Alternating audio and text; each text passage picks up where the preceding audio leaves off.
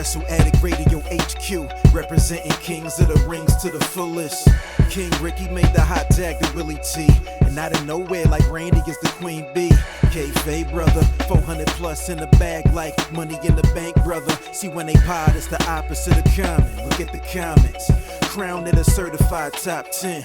You heard? Kings of the Rings pod. Throw up a too sweet when you see the squad. Like a chop in a, I know you feel it. Kings of the Rings are the illest. Kings of the Rings are the illest. Kings of the Rings are the illest.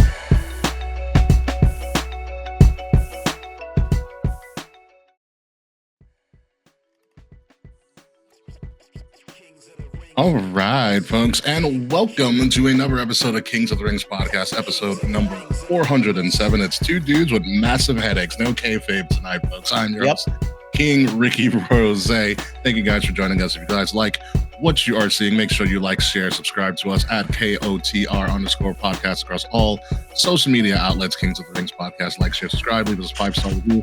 If you're in our comments, please leave us a comment right now, because we got a lot of things to talk about tonight. We have AEW's Double or Nothing this weekend. We have Saturday night's main event in Tampa this weekend. We also have WWE Battleground, but it's NXT Battleground also this weekend. So it's a lot of wrestling to talk about that we need to get to, that we're going to really, really talk about and discuss.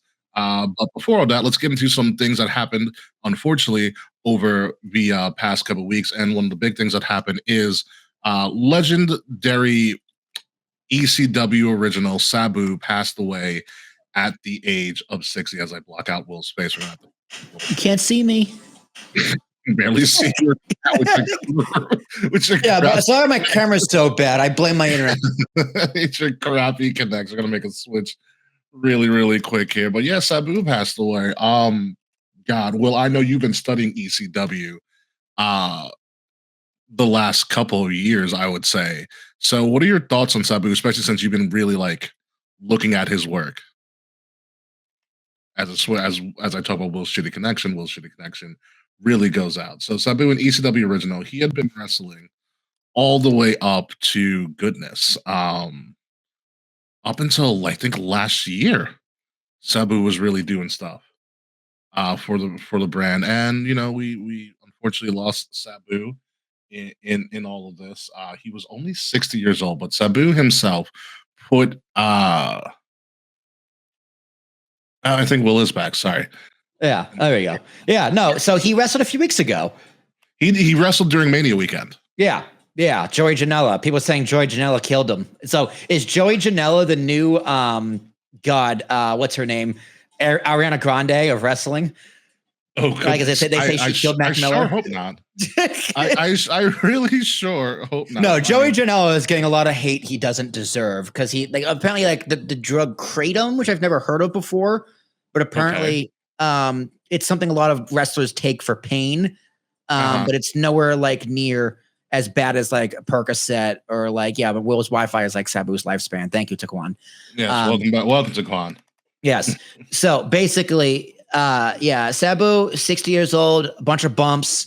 Very surprising that he died. Yeah. I was definitely very surprised, especially because he was just in the news recently for wrestling.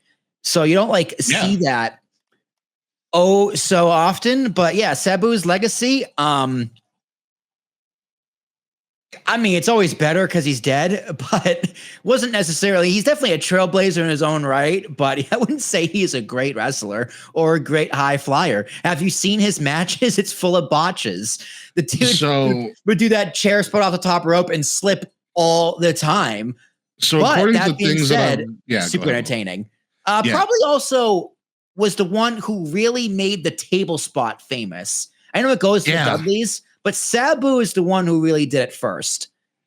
That is very true with that. A crazy thing about Sabu is what I read recently with him is that he apparently botched moves on purpose to add to the unpredictability and craziness of the character he was portraying. Yeah, sure he did.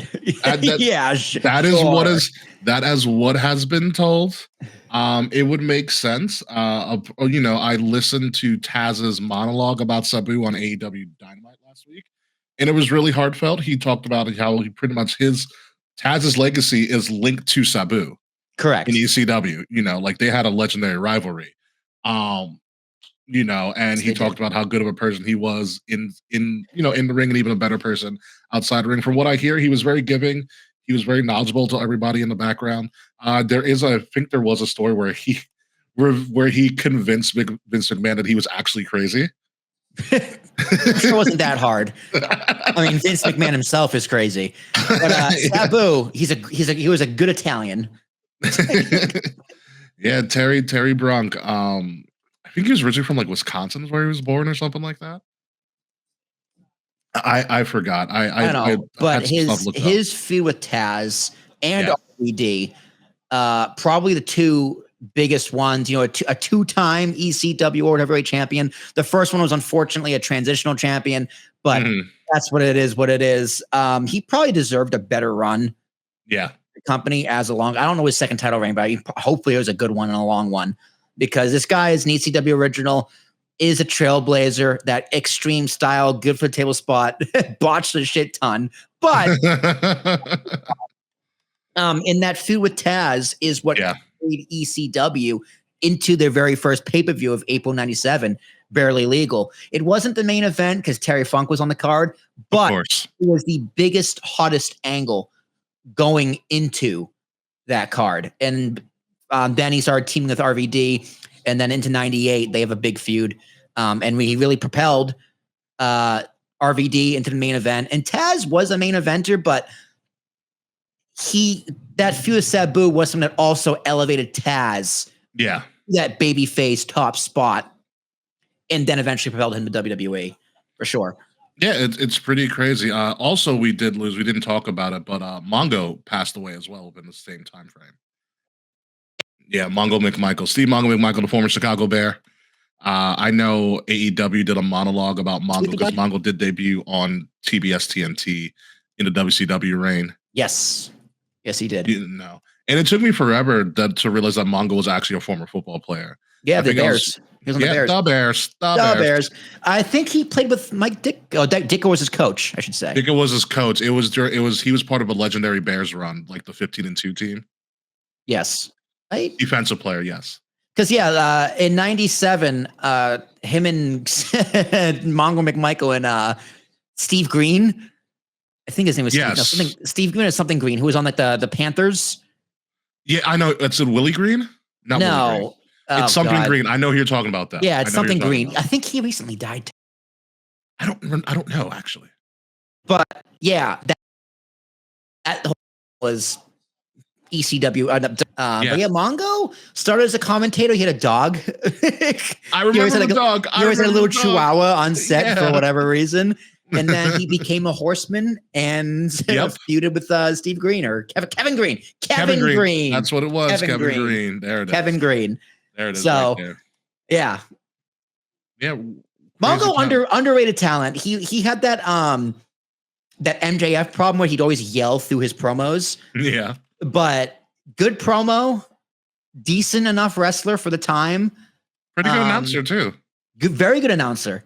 Yeah. And he was one of the first like athletes to cross over full time. So give the man his respect. Yeah, good for him. So rest in peace, Sabu, and rest in peace, Mongo. So moving on in our next thing. Also, while we were gone, WWE decided, hey, we know we're not going to give Saudi Arabia crown jewel, but we are going to give them Night of Champions again. So Night of Champions is going back to Saudi Arabia. It's going to be Saturday, June 28th. So it's probably going to be a lot of champion versus champion, although Crown Jewel was also champion versus champion. So who knows what's going to happen with this? There's this summer of wrestling begins this weekend, and there's a lot of wrestling going on this weekend. It's going on this weekend and going on weekends. Well, no, it's Memorial Day weekend. Memorial Day weekend. Labor Day's in September. Yeah. Memorial Day weekend. But there's a lot of wrestling from now until Labor Day weekend, even beyond Labor Day weekend. We have Night of Champions, Money in the Bank, Worlds Collide, All In is happening. This is all in like the next 3 months. I'm excited. SummerSlam is happening as well. Slammiversary is happening as well. Like there's a lot of what should be quality wrestling going on. So Night of Champions is right in the middle of this. I don't know if it's going to be a throwaway. It's clearly going to be after Money in the Bank. So who knows what's going to happen with all of this going on. And this is, it's going to lead into SummerSlam, which I do not believe there is going to be a July PLE. Although the rumor is Evolution 2. Potentially. I've heard that rumor too. Yeah. There's enough to do it. I think you can build a card. NXT is probably doing Heat Wave at some point over the summer as well. I don't remember how they built to Evolution on TV. The first they really didn't, from what I recall. Because it was like, it's hard because like you got to give so much. You still have to give TV time to like your champions and the men and all the story. Like in order to do Evolution, how much time do you take away from your other storylines? Yeah, I don't know. You know what I mean? Because to properly build to this card to sell tickets. Yeah. Like you can put them in the main event, right, of the show. Mm-hmm. But how do you build that undercard? I don't know. I think they built a lot of in the original Evolution. I think on TV they built a lot of the main feuds, like the Becky and Charlotte. Becky Charlotte's last woman standing. Ronda Bella versus Rousey. Ronda, and it was Ronda and Nikki actually. I said Brie. I meant Nikki. Yeah. I said Brie. And then Riot Squad at the time had the opening match with like Trish and a couple of the other legends that came back. Those are the only Trish, ones Lita, and I forget, what did Bailey do? I forgot. Bliss wasn't involved because I think she got legitimately like broken her nose. And they also had Rhea and Io, I think, do the Mae Young final. Rhea was like the UK champion, and she did like a WWE Evolution. Let's look at his card. NASA Memorial Coliseum. Yeah, we were there for that. Yep. Okay. Rhea Ripley defeated Dakota Kai via pinfall. That was a dark match. It was a dark match for his NXT UK, I believe. Trish and Lita defeat Mickie James and Alicia Fox with Alexa Bliss, but she's a manager. Because she was injured. Yeah. Nia Jax won by eliminating Ember Moon. That was the Battle Royal for Women's Championship match. Mm-hmm. Toni Storm defeated Io Shirai. Io Sky versus Pinfall 2018 Mae Young Classic. That was the Mae Young Classic final. That's correct, yes. Sasha, Bailey, and Natalya defeated the Riot Squad. 6-woman tag. Shayna Baszler defeated Kairi Sane for this NXT Women's Championship match. Becky Lynch defeated Charlotte, last woman standing. Ronda Rousey defeated Nikki Bella in a singles match. So I think what happened was they did a lot of storylines in different brands. So NXT was represented, Yeah. So I think that's the way they have to build it. So if you're gonna do Evolution, you're obviously gonna have to include NXT and the other women. So you can do like a storyline for NXT women, you can do a storyline for Raw, a storyline for SmackDown, and then bring back legends accordingly to do public ones. So there's easily enough time. Yeah, no, you got 3 shows spread across. You got 2 main events for one for each show. Mid cards, okay, yeah, easily they could do that easily. There's more titles now too, so it is going to be a little bit trickier. Sorry, New Day, it's just like you don't get as many TV time for a few weeks. It's okay, you're used to it. Yeah, something like that. Something's got to give. So Night of Champions going on this summer, and towards the end of the summer season, breaking news as of this morning, AEW announced All Out is going to Toronto, which is great because it's not going to be in Chicago for one, and it's not going to be a week after All In, which is going to be in Texas in July. They actually spaced this out, which I commend you. AEW, for doing this, because the past couple of years, they've done All In one week and then All Out the next week, and people are like, why? Like we just had. Yeah, why are we doing this? Which one's All In? Do we go in or out first? Which belly button am I today? Yeah. So this is going to be at the Scotiabank Arena, also more preferably known as the Air Canada Center. It is not going to be in the Skydome, 2 different arenas on the same street for the most part. Yeah, they're down the street from each other. They're down the street from each other. You can walk from one to the other, and things like that. I'm considering this because Toronto's a really short flight. Dude, literally, we're up. And you're down. You get like a cookie and that's it. They didn't even give out snacks on my flight. No, they sucks. did. I passed. But yeah, no, it was like an hour and 15-minute flight. I was like, this is weird. Like literally, dude, I flew from Miami to Orlando and that flight felt longer. Because it was. No, it definitely wasn't. It was 45 minutes. Yeah, I mean, I would go back. Toronto was a dope city. I had a lot of fun in Toronto. I literally stayed in the Marriott in the Rogers Center. Yeah. So like Skydome for the cool kids. Yep. We're in the bar and you turn around and go, hey, there's the field. You can see it. So really cool. Rogers Center, Skydome is a really cool park. It's really pretty. It's really clean. The fans are really nice. It was a great game. How was the food in the arena? I mean, I drank in the arena. The food, it was like a 6.5, 7. It was okay. So it was $1 hot dog night. Guess, and they had a counter on the scoreboard. Guess how many hot dogs were sold? There was a counter on the scoreboard. That's awesome. I don't know how many. Just guess. What was the attendance? Can you tell me the attendance? So the attendance was it was about a little under half full. So what's that? Well, give me like 28,000. Okay, so I would say 10,000 hot dogs. Oh, bro, 44,000 hot dogs. Jesus. Dude, they were good. They were just regular hot dogs. I went and bought one. She's like, "Do you want one or two?" I'm like, "Ooh." One. I have rounds to make. So, yeah, that was solid. They had like a giant mozzarella on a stick, and they could get like sauces and like I think I did mayo and like cheddar like sprinkles on my mozzarella stick. It was delicious. Fancy. And then they had brisket mac and cheese. Yes. Which was delicious. And then like in center field, they had a bunch of like memorabilia. So they had like you could buy first base, like a signed base. Nice. Or like they had baseballs that were used in previous games, or like patches from like one of the City Connect jerseys on a Vlad Guerrero baseball card, or a signed bat for like $2,000, or signed jersey. So that was really cool. I bought a jar of dirt for $30. That's all right. In New York, Toronto, super affordable. Yeah. Super affordable. Tim Hortons, incredible. I should have told you to go get beaver tail. I know I saw the truck and I thought of you, but I was like, didn't have a chance to leave the hotel. There's an actual store that sells the beaver tail. It's not that far from the Skydome. Yeah, I thought about it. Also, the beer. The beer is the best, some of the best beer I've ever had. They only drink lagers. It's my kind of town.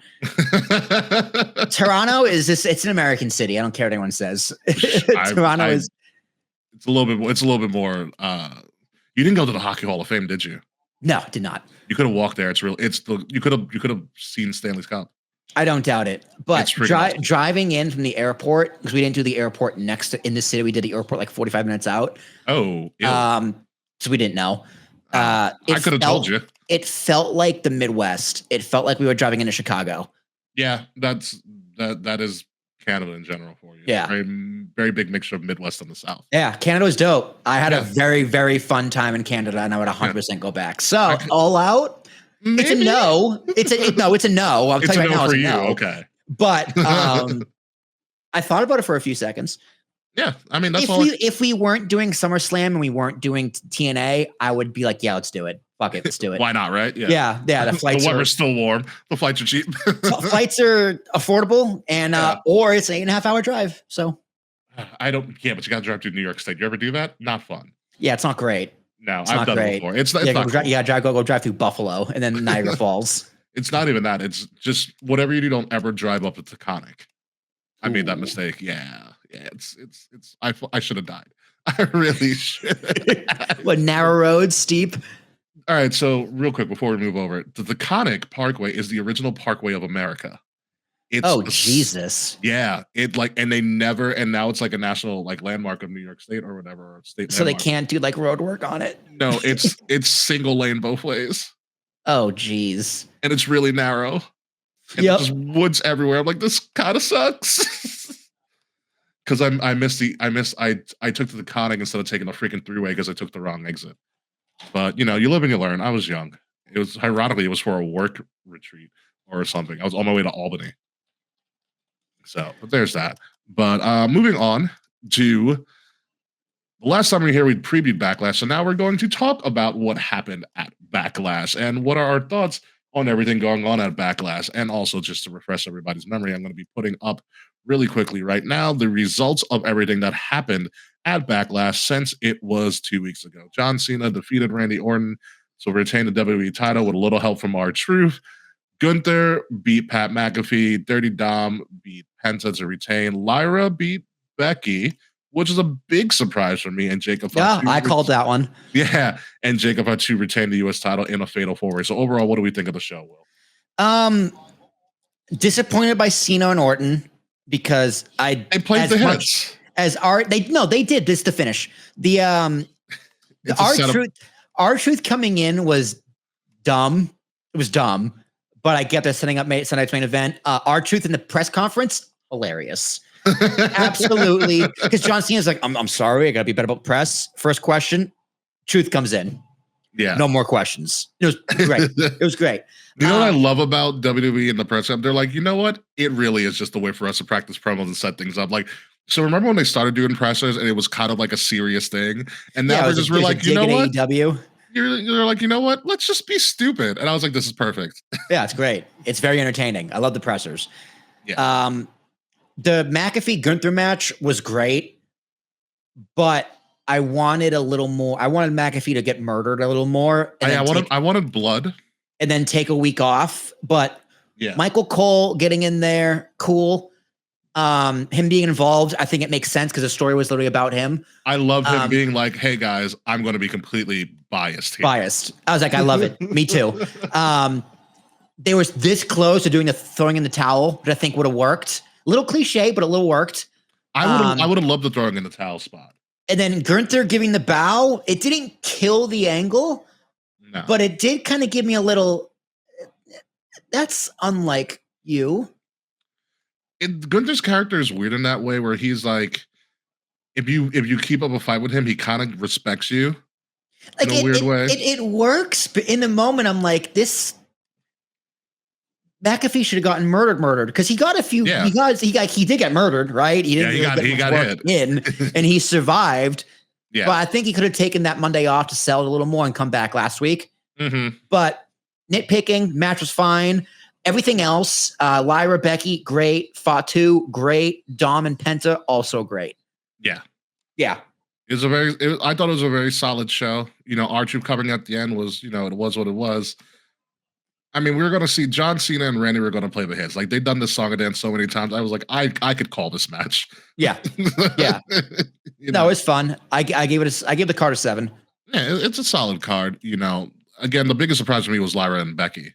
I was like, oh, it's turned out to be a really, really solid match. And now we got to see what Lyra does outside of this, which is going to be very, very interesting. I think they're finally building Lyra correctly. Yeah, I think what happens is because this happened in NXT, Lyra was kind of being something, and Becky came in and kind of shot her up a little bit more. And I think they're just repeating that same cycle. Yeah, it's like Lyra's run so far has been, I get it, you can wrestle. Yeah. And you can go woo in your entrance. What else you got? Yeah. And we're starting to see it. Mm-hmm. So yeah, give it 6 months, and I think she'll be a top star. Absolutely. I also like the inclusion of her husband in kind of the heel work with Becky. I thought was kind of good. Yeah. Yeah. Who everybody was kind of like clowning on because he does just have a dorky kind of demeanor. I was like, I'm more good looking than this guy. But he's a legit independent wrestler. And like everybody in the industry knows. I'm like, no, he's a great guy. There's a lot of wrestlers that came to his defense online. They're like, oh, he's awesome. Looks aren't everything. Ricky. Exactly. Exactly. That's how I get away with a lot of stuff. Anywho, moving on to Saturday night's main event, the first of the 3 events this weekend that we are going to cover. And let me tell you, folks, it is an all-male review. There is, as of this moment, there is 4 matches on this card because this is going to be televised on national TV. This is the third of a Saturday night's main event. Third of three. The third, yeah, but the third of four, but they're contractually obligated to do. Oh, I thought they only had three. Oh, No, because once a four. quarter. Supposed to be once a quarter. Yeah. So who knows what they're going to do after the fourth one? Because we had this again. We had Long Island, we had San Antonio. Now they're in Tampa, part of a big weekend in the Yuengling Center for WWE, which is the former home of during COVID when they had the Thunderdome. It was one of the former homes of the Thunderdome. Didn't they do it? They did it in like 3 different places. Didn't they do it in the Trop too? It was Trop, and then they moved from the Trop to the Yuengling Center. So it was I think they did Performance Center. Someone's got to correct me on that. I know it was a Trop, and I know they did Yuengling, and I forgot what the first one was. They might have done Rumble in the Trop. Rumble was in the Trop with the Thunderdome. Yeah. But I think they stayed in the Trop or something. Did they do it wasn't the Performance Center. No, it was, I forgot where they did, because the Thunderdome did move several times. Well, got the Google machine. Yeah, set it up. Let's see what we got. If anybody knows in the chat, please correct us. Or leave a comment correcting us, telling us how stupid we are. Amway Center in Orlando. There it was. Yep. There it was. They stuck in Florida because they could have, because that's where all the talent was too. Well, because that's the only state that would let them. Also that as well. They're like, yeah, whatever, let's go. If they had a seat that let them, do it. No, it's been 5 years since then. I will say this. The Thunderdome concept is one of the most innovative things I've ever seen in television. It's something like when it first started, we saying, why don't they just do this as a joke? And then they did it. And it was a great idea for never do it again. Mm-hmm. Right. Well, because they don't have to. Right. But it was a very good, there was a clear difference in the programming from Performance Center with the spinning fans and the ceiling fans and the Thunderdome. Yeah. Yeah. It was wild, absolutely wild. But let's go into Saturday night's main event. Again, like I said, an all male review, and the first matchup that we're going to do, which is not the main event. It's not a title match. That's why it's not a title. It is a non-title match. John Cena is facing R-Truth. My one gripe with this is that I wanted this to be a title match, and I'm going to explain to you why. Well, okay. At this point, John Cena's 17th title reign is kind of ass. It's not great. Yeah, no, his heel run is also kind of ass. Yeah, and The Rock did him no favors during the freaking interviews. The Rock continues to do him no favors by not showing up or not even being mentioned. Exactly. So The Rock doesn't need to be there, but Cena needs to address The Rock.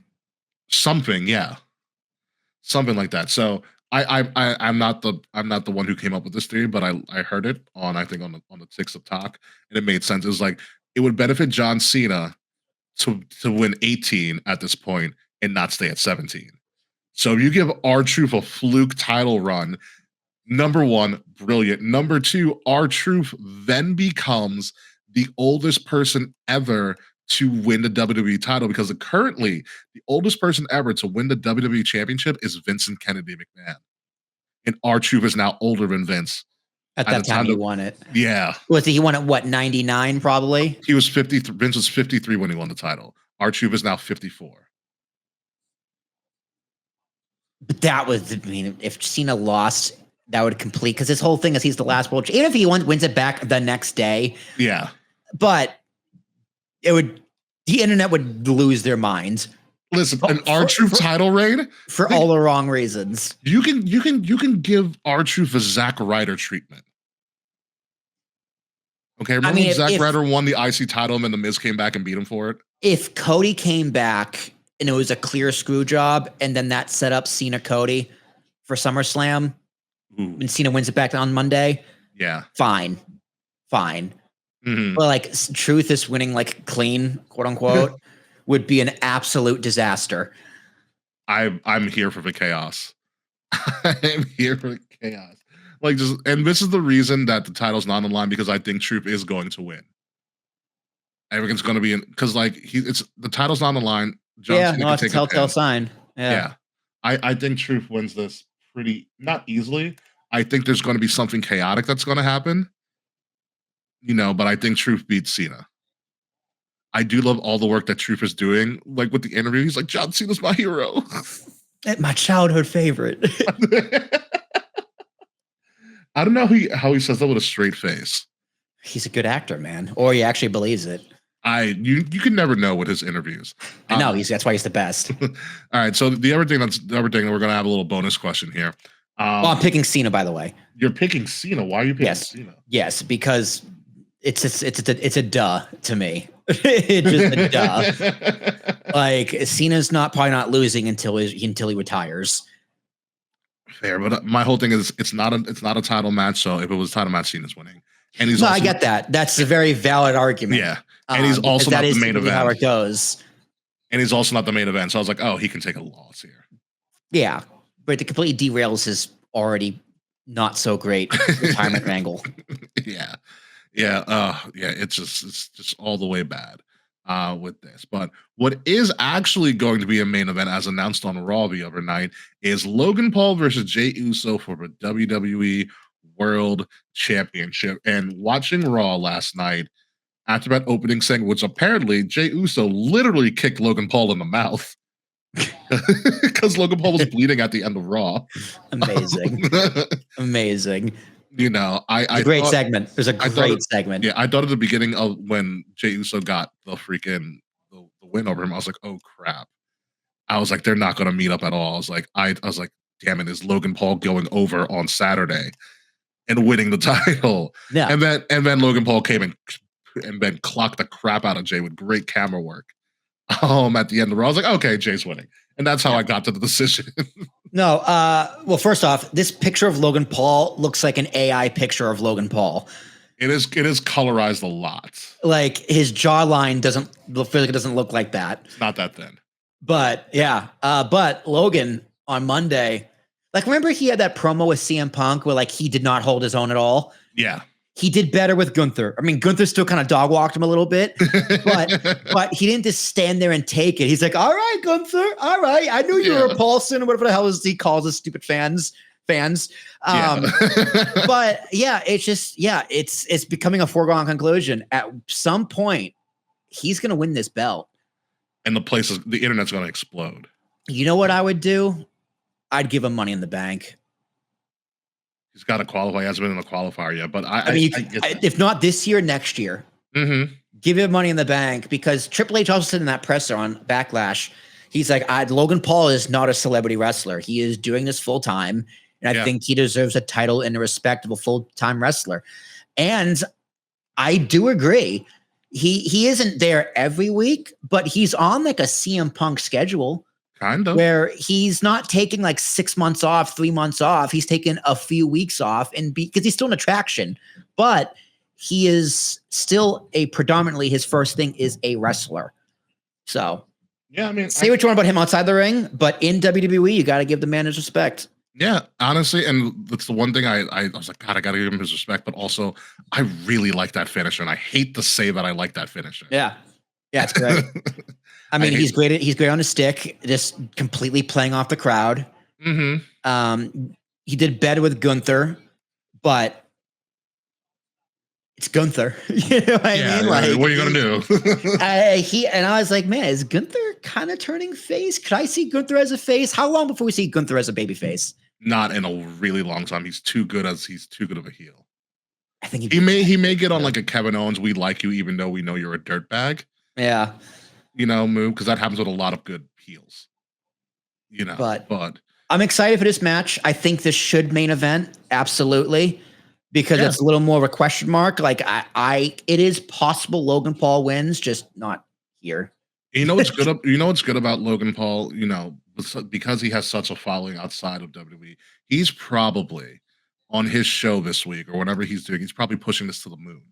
And if WWE was smart, Jey Uso should crash it and like attack him on his show. If Logan Paul is willing to do that, which I don't think he wouldn't be willing to do it. And also, this is a title match on TV.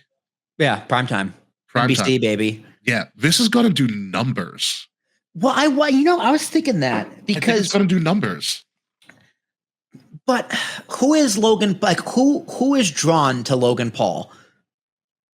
I don't know his core demographic. Exactly. So that means they're younger than you. That means they're younger than me, which also means they don't pay for cable.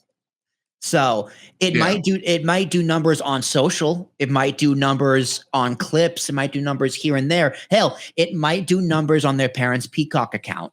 Yeah, but it's still gonna they're still gonna tune into it. Yes. Because they're not going out on a Saturday like we would have been. But it's not going to pop a rating on cable, is what I'm saying. Okay. I think it'll do very well in the demographics that Logan Paul's audience is on. Yes. But this is not going to pop like a 2-0 on cable. because it's just. I'll watch it live on. Not live, because I won't be home. I'll watch it on Peacock eventually. Next week when I'm back. You also have, and also it's going to be competing with, I think one of the conference finals in the NBA is going to be going on. Probably the Knicks.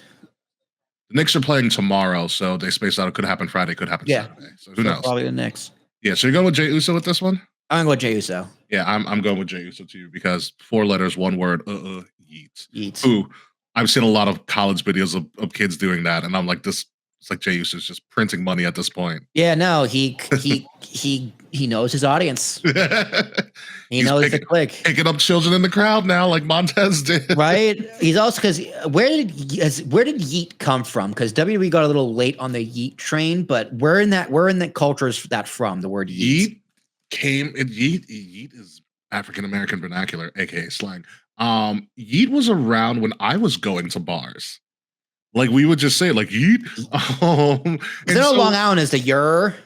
No, that's yer is very New York. New York? New York City. Yeah. Yer. That's sometimes how I'll answer the phone to some people. Yer. That's funny. What's up?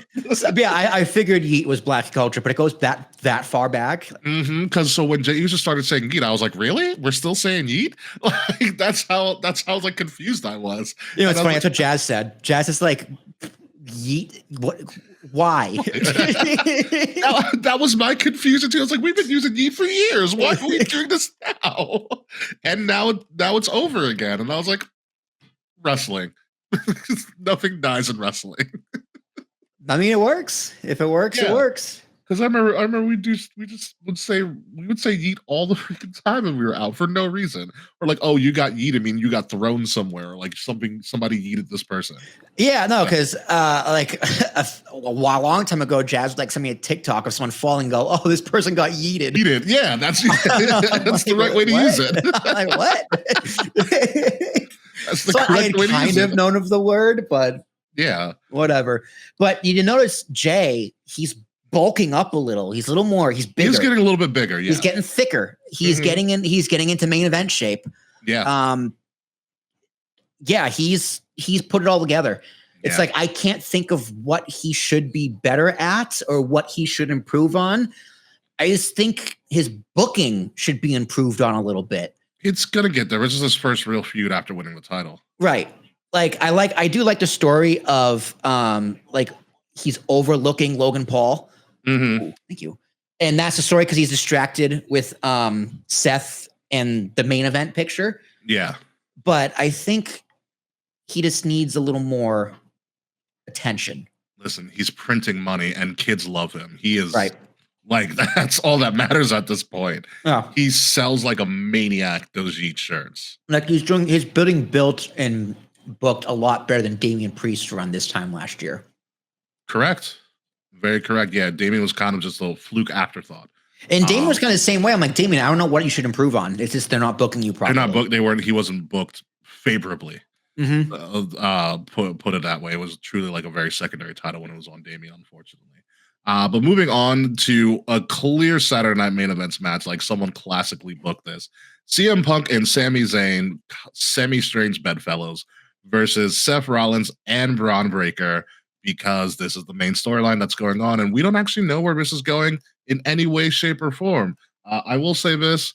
You don't create Rollins and Breaker as a super team, super villain with Paul Heyman and have them lose to Punk and Sami. I think truly what's going to happen is there's going to be a breakdown between Punk and Sami because they're ideologically different. Their characters are ideologically different. Yep. And Seth and Breaker will somehow win this by shenanigans or just by breakdown. Like, I don't even think Paul Heyman's going to be involved that much. And we'll say this: Paul Heyman pulling a Mr. Miz and throwing up his dukes. Like I was like, wow. Paul Heyman's fisticuffs? Fisticuffs, Heyman. Yeah, I think that's good. And also, South Carolina just singing CM Punk's theme at the end. That was weird.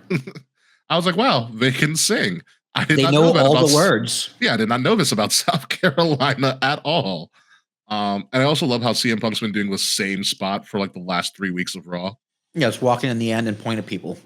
And fight Seth for a little bit. Come out for a save, yeah. It's gonna be great. But I think that's what's gonna clearly happen here. It's gonna be a fun tag match. This will probably start the show. It should. Yeah. Get the crowd hot.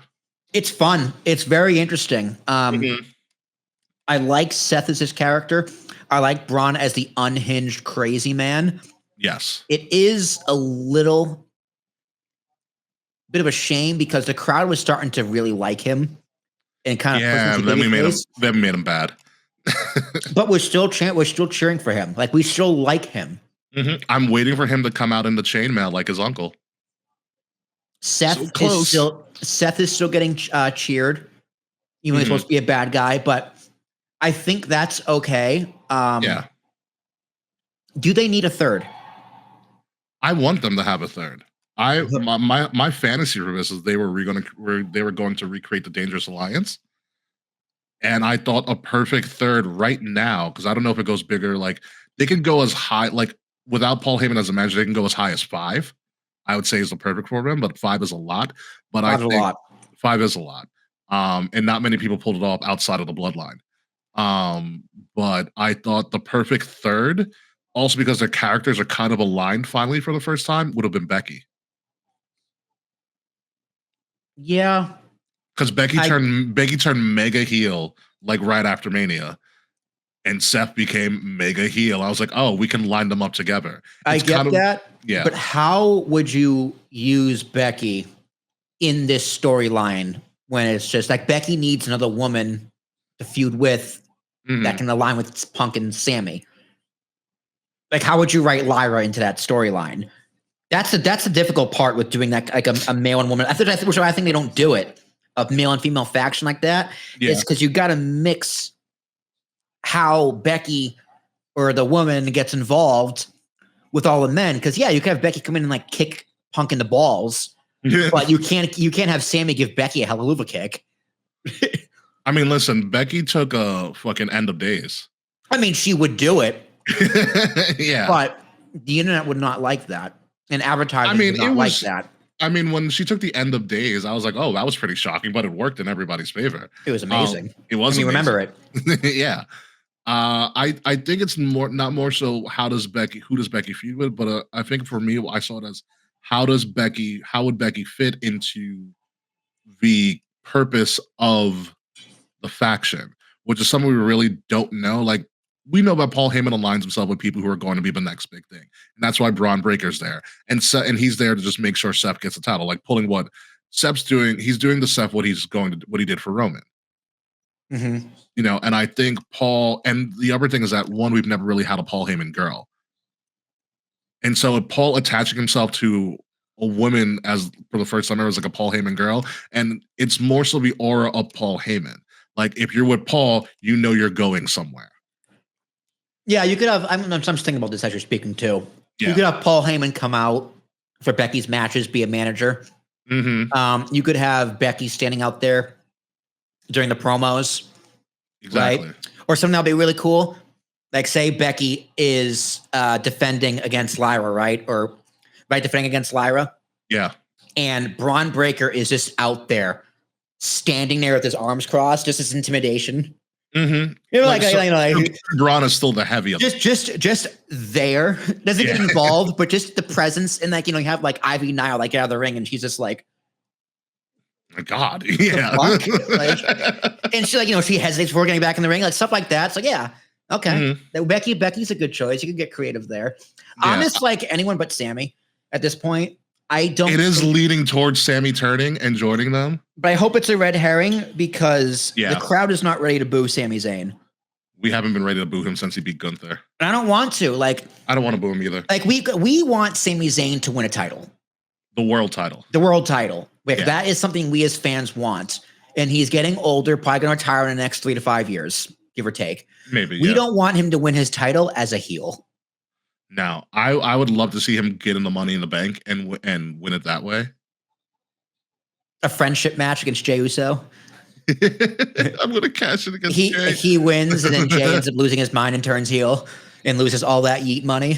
That money just gets yeeted. Yeeted away. Yeah, it's going to be interesting if we give Sami the title. And I mean, there could also be that great forever lore of one of the best people to never win the world title, one of the most lovable people to never win. And that could be Sami's fate. That could be his fate, but also you could give him that Cena run after SummerSlam, just put the rocket on him, and then he's the one who beats John Cena and becomes the real world champion, because he is the ultimate man of the, like, when he's a babyface, Sami Zayn is the ultimate man of the babyface. Yeah. Ultimate man of the people. He is everything people hate about John Cena, but we love him because he's Sami Zayn and he says with such passion and heart. Yeah, he's having an asthma attack every time he's yelling. Yes. He's taking a lot of big breaths. Honestly, you convinced me on that booking. If Sami is the one to take it off of John, I think that's a beautiful John Cena send off, because he doesn't put people over well. Look at what happened to Austin Theory. Exactly. Austin Theory had a straight wardrobe change this week. I'm like, what are you doing? And a haircut. Yeah, I'm like, what are you doing? I want him to join this group. Theory would be great. So if Theory breaks up with Grayson Waller, which they've been teasing for months, Theory is actually a good person, because we do have that history, especially when they did the Evolve special on the network. Remember that one? Who did Paul Heyman explicitly shake hands with on camera? Austin Theory. Yep. Paul Heyman's like, I want to work with Austin Theory, and guess who's going to work with Austin Theory? I mean, I know people were saying like this, like when the turn first happened, they're like, oh, it's Evolution.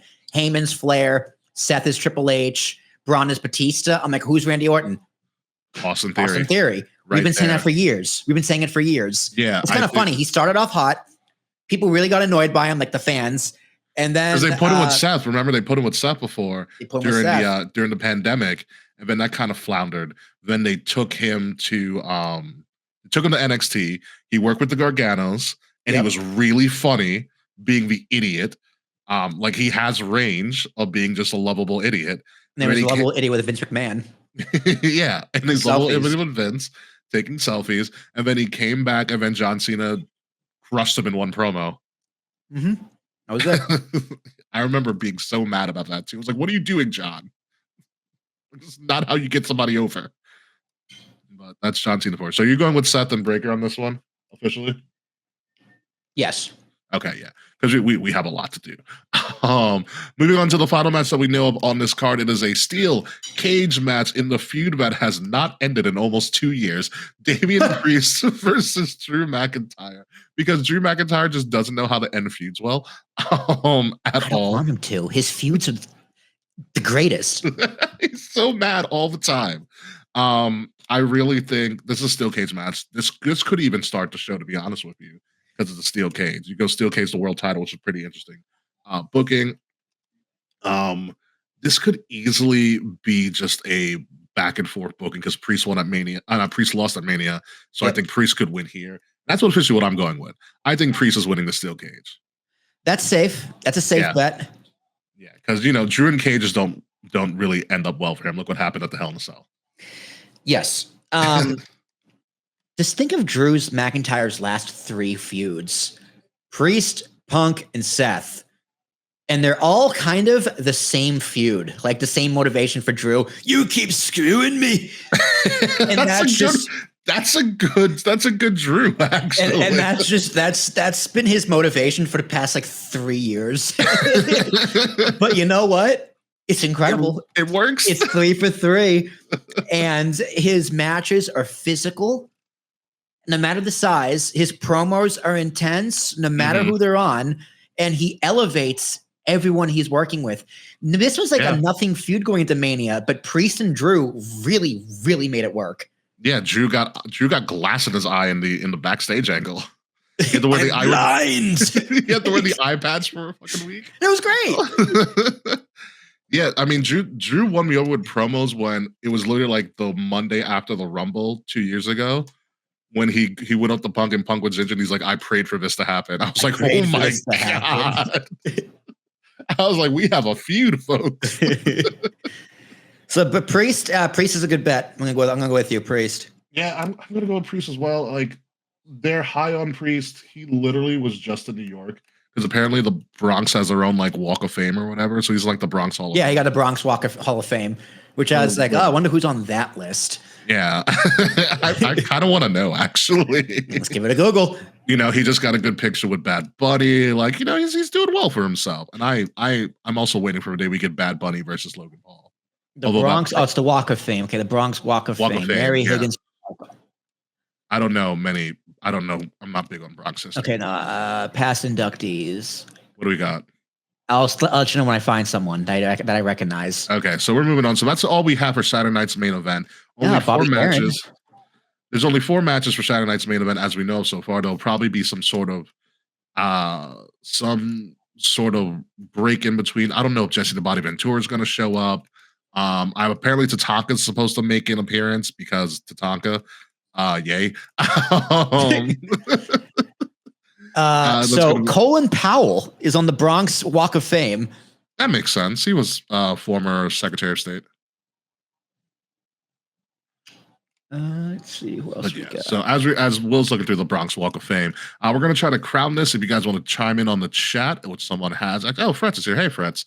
So we're going to try to grade how this Saturday night's main event is going to be. It's not really a pay-per-view or a PLE. It is just a thing that's kind of there. Thank you for looking on and off. Yeah, and yes, Fretz, it is a cage match. But how well do you think these 4 matches so far are going to be? Is it going to be like 1 being the worst thing ever or 10 being the best thing ever? For me, I'm going to go, this is going to be a solid 7. 7.5. It's the bar. It's the bar for me. You know, I'm not a huge fan of the Cena thing, but it's Saturday night's main event. Let's see how it is. I'll get over it. 7.5. They've been entertaining thus far. The only question I have here that we didn't do is a little bonus question for us. I'm going to reveal the scores at some point towards the end of the show. Does R-Truth, quote unquote, bring out Little Jimmy? No Little Jimmy appearance. Nope. But we have Grandmaster, Funkmaster Flex, and Fat Joe are also on the Walk of Fame. Well, yes, obviously. I didn't know Funk was from the Bronx. Obviously, yes.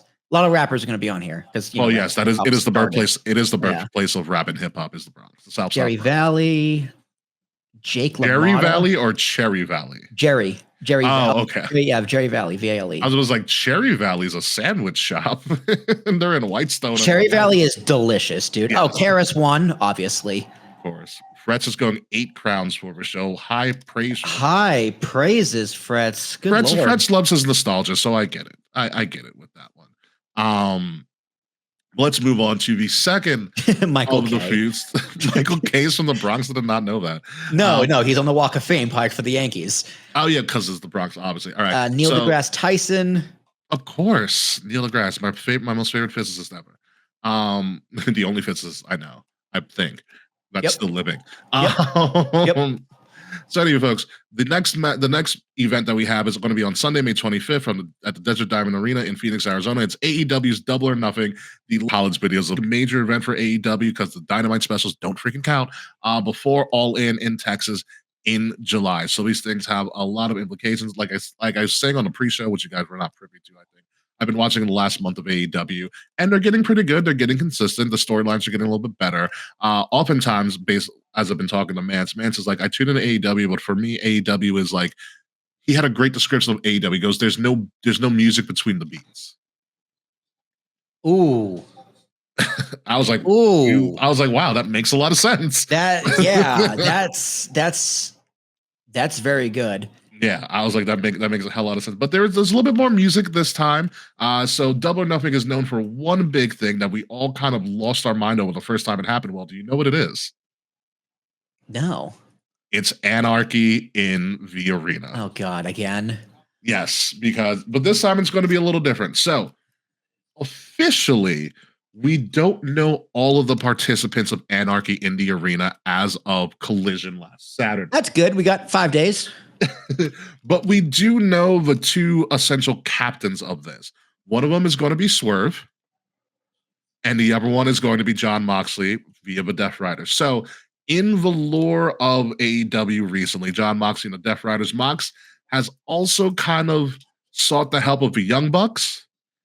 Marina Shafir is also part of the Death Riders as well because she's their female heavy. Essentially, she doesn't speak. If you remember Marina Shafir, she's the wife of Roddy Strong. Roddy. She's been the heavy for Mox's Death Riders for a while.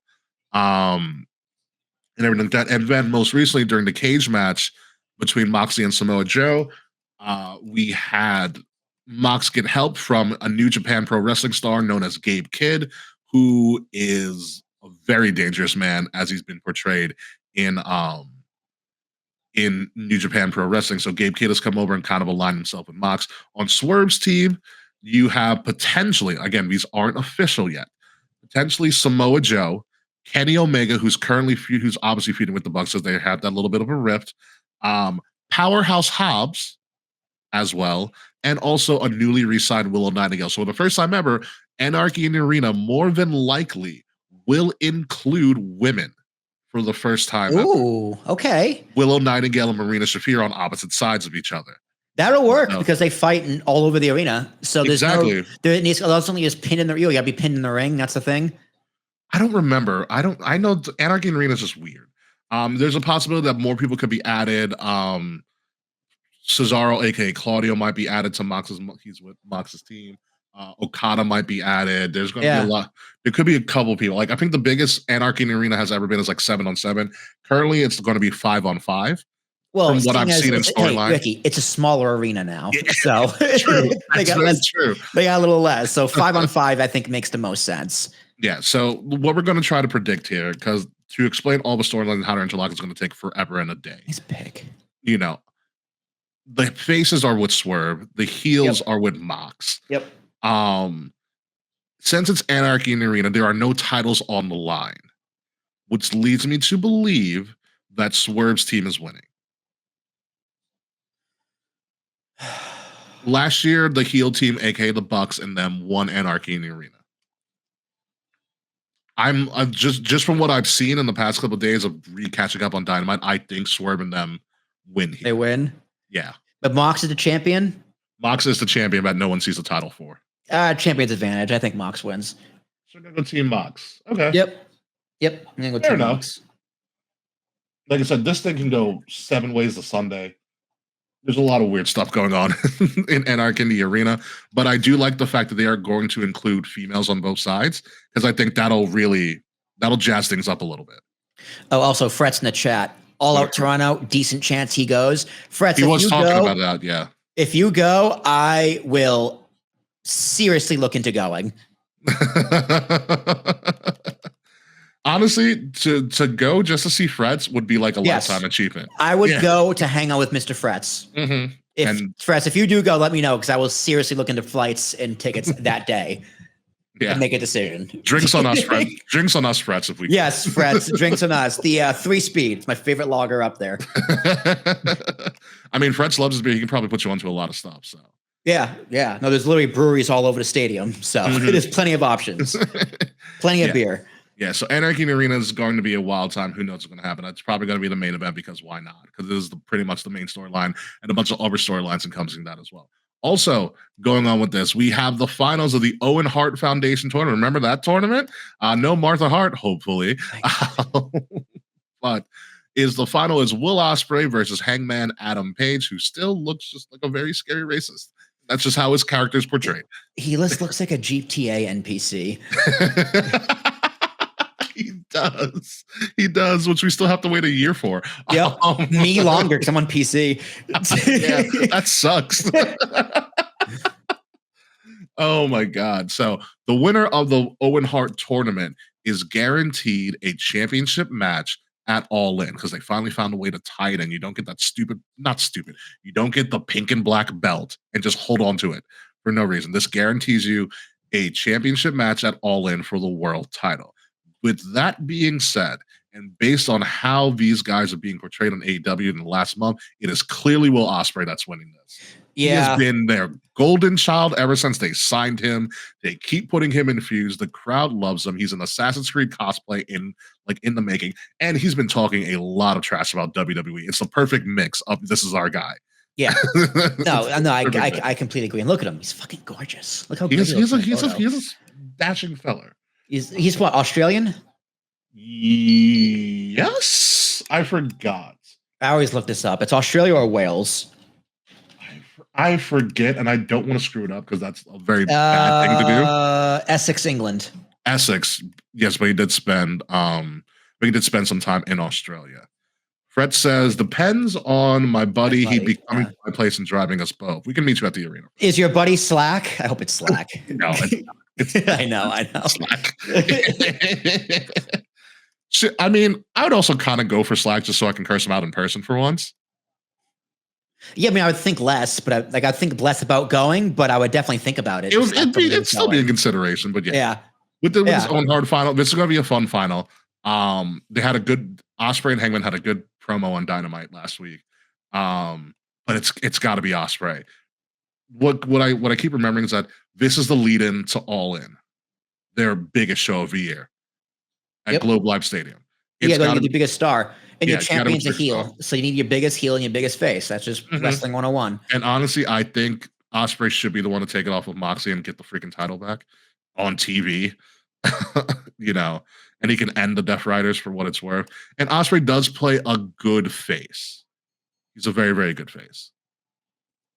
So I think this works. He beats Hangman Page. He goes into a program with Moxley and the Death Riders, leads into All In and comes in. It's a resounding finish. Yeah. With that also being said, the women's final is going to be Mercedes Moné versus Jamie Hayter. Finally, Jamie Hayter back for a full year with the orange hair and everything. Mercedes Moné lost the belt, Will, a couple weeks ago. She lost the New Japan Strong Championship to AZM, as we're going to call her in New Japan. So there's only 3 belts, Moné. The thing with this also, too, is that whoever wins this gets a title shot at All In, presumably against Toni Storm. As long as she beats Mina Shirakawa, which we're going to get into next. And again, with that being said, how much money did you invest in Mercedes? Yeah. Mercedes has had the TBS title for almost a year now straight. She's the person that everybody loves to hate. And you have Toni. And she has her fans, though. She does have her fans. She does have a dedicated group of fan base that will defend her to the death. Oh yeah, she was over like Rover when they went to Boston a couple of weeks ago. Yeah. So she's polarizing on both sides. So that's good. That's good. That's kind of what you want. It's kind of exactly what you want. And you have somebody who's probably their best made character in AEW history in Toni Storm. Easily. Period. Easily. Yeah. And like in all of wrestling in the past, like maybe this century. Mm-hmm. When I was watching, I think earlier today, I was like, wow. I had this really interesting like fears, like what if AEW and WWE like finally were like, you know what, let's work together, and they did like a rumble where AEW stars showed up. Imagine the pop for timeless Toni Storm to show up at a rumble. It would be louder than Sasha's. Like and knowing WWE, if they were going to go the partnership route, they would do the black and white screen and everything for Toni. Yeah, they would do it right. Yeah, and I think that would be amazing. But we're not there yet. But I'm saying this right now. This is the first time AEW and WWE partnering up actually. For a rumble would be for beautiful. Anything. Like say if WWE had matches on Open Door, I'd watch Open Door. Forbidden Door, you mean? Forbidden Door, whatever the fuck. Forbidden Door. I mean, they can do a Forbidden Door. They can do a Worlds Collide. Yeah. Honestly, that would save Forbidden Door. Like the last Forbidden Door is AEW and WWE. That would be a great pay-per-view too. Like I don't even care if it's. I would buy that pay-per-view. Like you could put JD McDonough on the card. All right, I don't give a fuck. I'll watch. Let's go, JD. I mean, I was watching JD McDonough. I was like the other night. I was just like, yeah, he's just Dolph Ziggler without the charisma. So what would make that cool as well, when you think about doing like a Forbidden Door or a Worlds Collide between AEW and WWE, is also the idea of what do you do with Punk? Nothing. You just leave him off the card. Yep. Like, what do you do with Punk? What do you do with Cody? Because Cody's an Cody will go cut a promo. Cody's an intriguing one to go on Forbidden Door. Cody cuts a promo. You know, I mean, you can even do, if he's still with the company, you can do Shinsuke and Kenny. Ooh. Shinsuke and Kenny's fun. AJ and Kenny. AJ and Kenny. AJ and Ospreay. Shinsuke and Ospreay. Finn Balor. I want to see Finn Balor on that card. You can do a fatal 4-way of all former Bullet Club leaders of the Bullet Club. Yeah. You got Hangman, AJ, Finn, and Kenny. Well, leaders. So you would have Finn, AJ, Kenny. I don't know who you were for. Okada? No, Okada was never one because Bullet Club was always foreigners. Right. I think Could have been Hangman. I think it was Hangman. Hangman was just part of the elite. He was never a leader. Oh, motherfucker. But it's good. But back to this. I think it's clearly that you're getting Mercedes versus Toni. Again, your biggest show is in America for the first time ever. You've got to do your most polarizing female with your most over female. And they're both the two biggest female champions in your company. I think the writing's on the wall there. It is possible Mercedes drops a TBS title before this, which is fine, if she's going for the big title. At All In. Like, I think Hayter's a good potential, but I would rather see Toni versus Mercedes than Toni versus Hayter. Oh, Jay White was a leader. Okay, yeah. There you go. There it is. That's your fatal 4-way. But with this, I'm going with Mercedes because, again, they're polarizing their opposites, and they've never really interacted on TV. Mercedes has clearly been in kind of a mid-card with that, and Toni's kind of been up there. Oh my God, Carl Anderson was a leader? At one point, yes. Yeah, okay, yeah, there it is. One. Okay, I got them all. So what do you got for this? I'm going to go Jamie. Gonna go Hayter? Yeah, I'm going to go Hayter. I'll drink the Haterade. It's possible she's a lovable babyface, but you don't need lovable with Toni. You need somebody who's going to be a real bitch like Mercedes can be. And I think that's great TV. But again, this is also AEW. I usually don't book like AEW, so this could be totally up in the air. We'll see where this goes. I'm not going to lie. I kind of want Bayley in AEW. She's not going to go. Oh, she's not going to go. I would love Mercedes versus Bayley if they did a Forbidden Door. That would be fun. Oh my God. Loser has to come back.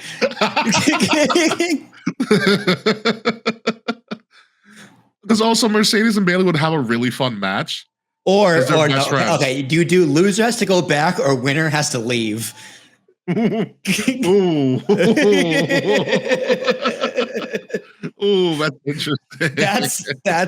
That's a tough question. How would I book that? Loser needs to change brand, or winner has to leave. Winner gets to leave. Winner gets to leave. Oh man, it's be interesting. But yeah, so we're gonna go. I'm going Mercedes. Will's going Hayter. We'll see how that turns out. This is turning up to be a pretty interesting PLE, at least these first couple of matches. Next, we have on here, obviously, the Women's World Championship, where we have timeless Toni Storm. God, she looks so good. Versus Mina Shirakawa, who is now officially full-time AEW. She's done with all of her Japan work. The AEW World Championship online. I think this is easily going to be Toni. Again, if you're booking this smartly, AEW, your most over superstar needs to go into All In as the champion. Because that's going to sell. Clearly. Yeah, and Toni has been doing what's known as eliminator matches, which I just figured out the concept of eliminator matches, which essentially is that if a champion beats you in a quote eliminator match, then you don't get a title shot anytime soon.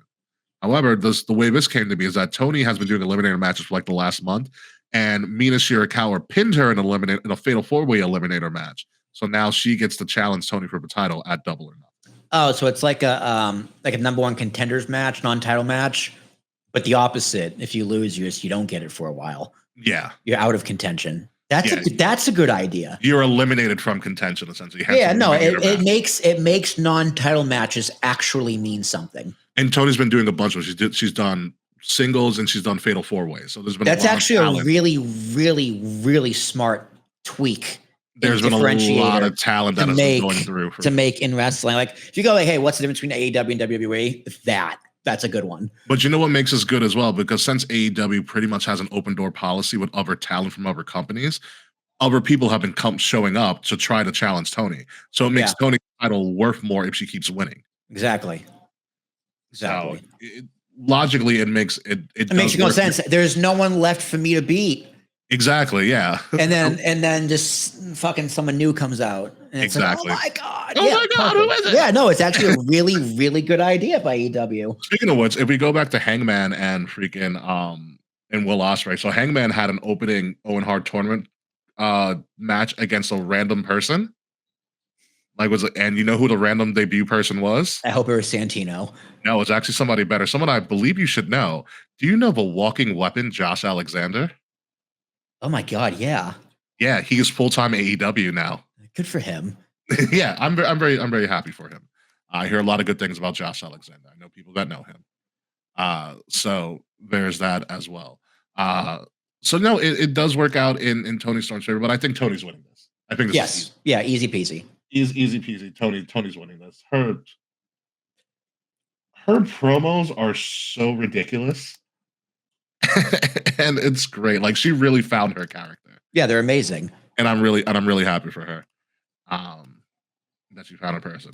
And now here's one that's going to need some explaining for you. Well, the Hurt Syndicate, who are what? The Sons of Texas. What the? Let me. Please. Okay. I will try my best. Try. I will try my best. Okay. The Hurt Syndicate, who are the AEW Tag Team Champions, are going up against the Sons of Texas, who are Dustin Rhodes and Sammy Guevara. Oh, and there are. Oh, wait. Is just Dustin ROH Tag Team Champions? No. So Dustin is the ROH Tag Team Champion with Sammy Guevara, and is also the ROH 6-man Tag Champion with somebody else. Two other people. Maybe. Sorry, not to crown it. So they're putting their the Hurt Syndicate is putting their tag team champions on the line against the Sons of Texas, because they came out and said, pretty much MVP is like, hey, we're a Hurt Syndicate. We hurt people. We've been hurting everybody, and they never come back. We need somebody who's going to be a real challenge, and that's what the Hurt Syndicate's kind of been doing this last month. It's just beating all the tag teams. The other thing that the Hurt Syndicate is doing as well is, this is going to be so weird, MJF has been vying for membership into the Hurt business. I think it's hilarious. It's like, guys, invite me to the cookout. Pretty much. It's very like, wow, I've seen this play out 1,000 times in real life. I bet it works though. It's you know what? Because it gave MJF a chance to be funny and not serious. Right. And he's really good at funny. Yeah. He calls Bobby Bob every week. Calls him Bob. Bob hates it. You know, so it's very Owen Hart joined the nation vibes as well. Yeah. So in the last month, MJF has tried everything to get them to get the Hurt Syndicate to have them join the group, because according to the lore of the Hurt Syndicate, they have to all be in agreement. It has to be unanimous. Right. And love it. So MJF came out one week and it was like, guys, I can help you at a good time. He literally pulled a Godfather and just brought out like 12 women, 12 scantily clad women. He's like, guys, I can help you. We can all have a good time here. You know, just let me in. He gave him one of his Rolex watches to Shelton Benjamin. He tried to give Bobby Lashley a car.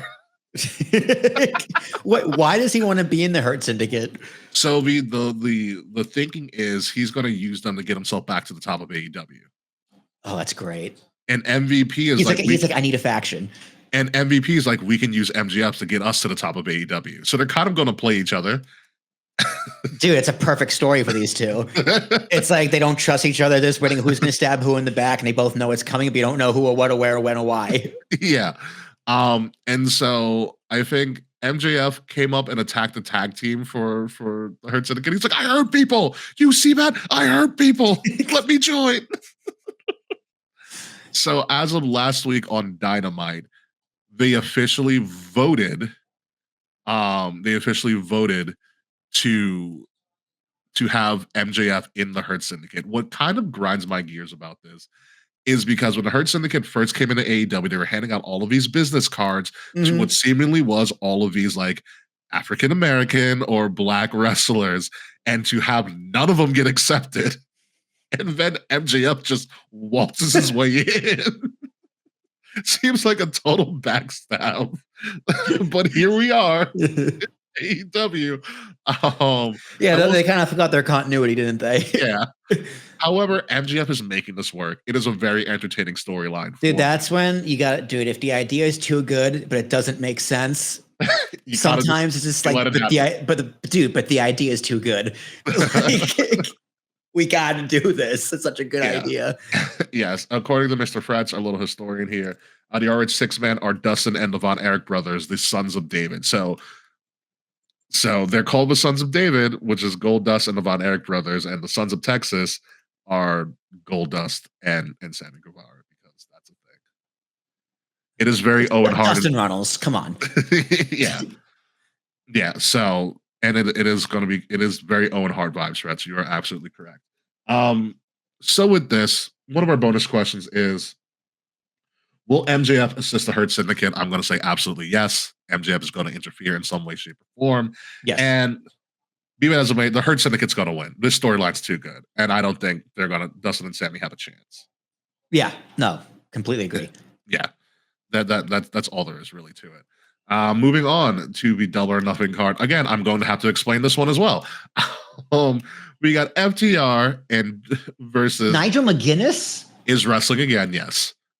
I thought he had like a severe neck injury. No one knows. Wrestling. Knows. Yeah. So this came to be because FTR is now heels again, and they're being managed by formerly known as Malcolm Bivens, but Stokely Hathaway. Amazing. So comedy galore. He's great. He's amazing. Oh, Stokely's fantastic. I'm really upset that he left WWE, but he also left on his own accord. It's not like he got fired. Yeah. He decided not to resign. Which, hey, better yourself, man. I mean, hey, I respect your decision. Yeah. Get on, you do you, man. Go for it. So FTR and Stokely have been attacking Shivani and just fucking with Tony Schiavone. And Daniel Garcia and Nigel McGuinness has pretty much come to the rescue for that. Be that as it may, and Nigel McGuinness owes Danny Garcia some stuff. Be that as it may, it's FTR all the way. The heels are winning this. I can't see any other way of this happening. No, that makes sense to me too. Yeah. Especially they just turned heel. Recently, yeah, they've been heelish for a while. But yeah, I think that's what it's going to be for this. So yeah, I'm going FTR here. Pretty easy. This one is also going to need some explaining. Ricochet is doing a stretcher match with Mark Briscoe. Oh, I love it. You don't need to explain anything. I'm already sold. Sir, I'll take the car. Mark Briscoe, apparently, according to AEW, had just had his like seventh or ninth child or something like that. Whatever. I love how he calls himself a redneck, but he's from Sussex County, Delaware, which is totally in the north. Which is like full of rich people. And Ricochet is pretty much essentially the most. He's God. I will say this: the way Ricochet is in this graphic, he looks like Andrew Tate.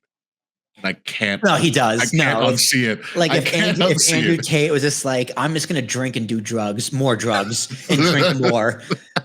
I was he doesn't drink and do drugs, idiot. No, he just goes off the handle. Yeah. And so Ricochet is even more off the handle. Christ, there's no proper way to describe Andrew Tate without using the word more. Yeah. Ricochet is looks like Andrew Tate, but also has just a very douchey demeanor. Like, dude, it really is. Oh my god, it really is an Andrew Tate match.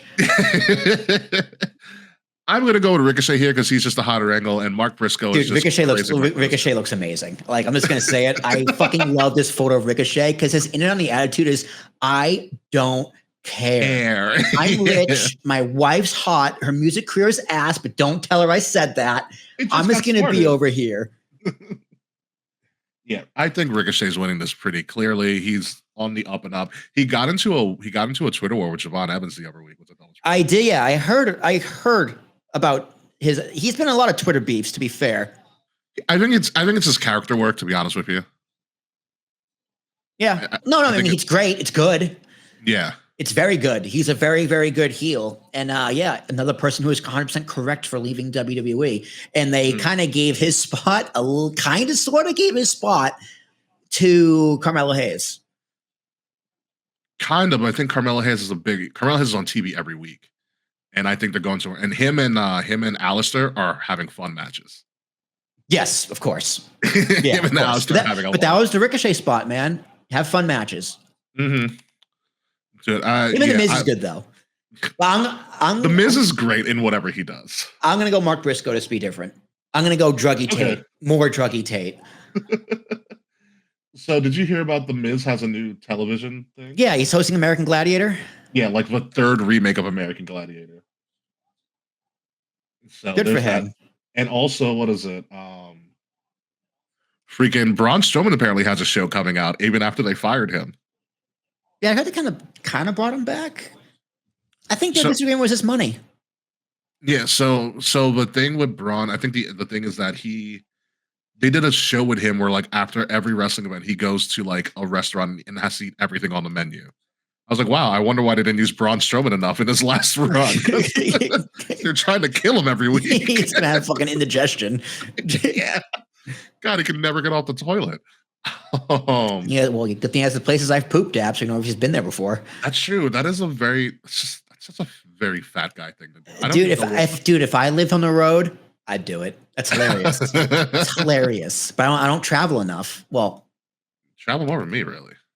I do travel enough, I should say. Yeah. With that being said, that is the end of the card that we know so far for Double or Nothing. There's a very high chance that AEW adds 12 more matches because that's what AEW does for this. And also some of our bonus questions for AEW as well. Some of the classic ones. Number one, will there be a surprise debut? No surprise debut. There's a lot of people that are coming up on that 90 days. I wouldn't be surprised if Corbin shows up. Baron Corbin? Mm-hmm. That'd be cool. I know he's working the indies. Bishop Dwyer, as he calls himself. You said yes to MJF helping the Hurt Syndicate, I believe. Yes. Yeah. Javon did call Toni a crackhead. That is correct, Mr. Fretz. And so, the last one, a classic AEW question that I always use is, how many matches will include blood, plus or minus 2? So I'm being very generous. I went with 3. 3's a good number. Yeah. I'm going to go with 2. Ooh, cutting it close. I think it's possible none of them do. Fair. I think Anarchy in the Arena is going to guarantee you blood. Fuck, you're right. I'm going to go 3 as well. Wait. Do you want to do matches or competitors? I did matches. I didn't do competitors. Competitors would have been great. Since it's Anarchy in the Arena, I mean, we can still message Kay and be like, hey, change matches to competitors. Yeah, I can change the competitors. Change the competitors. I can change the competitors. If Anarchy in the Arena is 5-on-5, yeah. Man. With that being said, I'm still there's a lot of tag matches. I'm still gonna go 4 plus or minus 2. I feel like that's low, but I want to play it safe a little here. Plus or minus 2.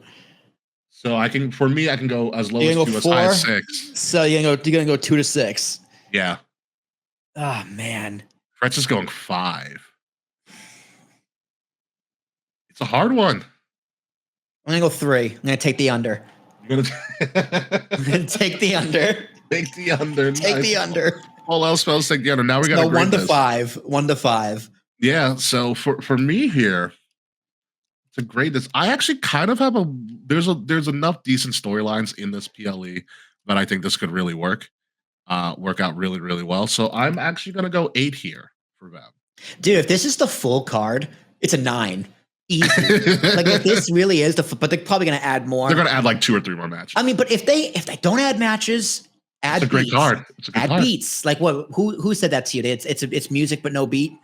Oh yeah, no, there's no music between the beats. That's what between the beats. So you need to add some music. Don't add matches. Add music. Music, yeah. So like WWE does a very, very good job on their big PLE specifically of just giving you a chance to go. Like breathe in between matches, whether it's just talking segments, small video packages, or I guess the backstage segment, or fucking announcing the audience number. Yeah, it's a flex, but it's also a come down match before the main. It's a come down session before the main event. Exactly. It is good. So you're going to call this a 9 right now? Yeah, 9. Going big here. Yeah, I might actually watch it. Believe that? Going real big here. All right, now we're on to the final show that we're doing. That's WWE Battleground, because they don't like to brand their PLEs NXT anymore. It's all under the WWE brand, which is actually smart. Very smart. No, NXT isn't like a spin-off company. It's not a it's a brand, but it's not its own brand. So yeah, WWE Battleground. Brand under the WWE umbrella. Exactly. So it's a WWE doesn't make PLE. You more money. Doesn't make you more money calling it NXT. NXT. Yeah, it's a the logic is it's a WWE show with NXT talent. Right. Which makes a lot of branding sense. So it's going to be absolutely. It's going to be around the same time. This says 7:30, which means like the show for them. There's going to be some dark matches. But the show's going to come on at 8 on Peacock, the same time that Double or Nothing is going to come on. So we're going to have NXT versus AEW for Sunday. You know, Memorial Day weekend is a great time to do it because no one's working the next day. Happy Victoria Day in Canada. I know you guys had that yesterday, Monday, by the way. So this card, as we know it, is also a 4-match card. There's probably going to be more as NXT is going on right now.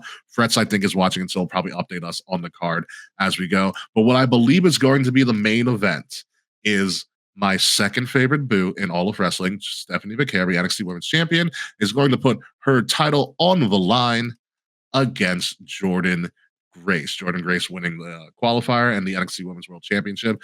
I think this is going to be fun.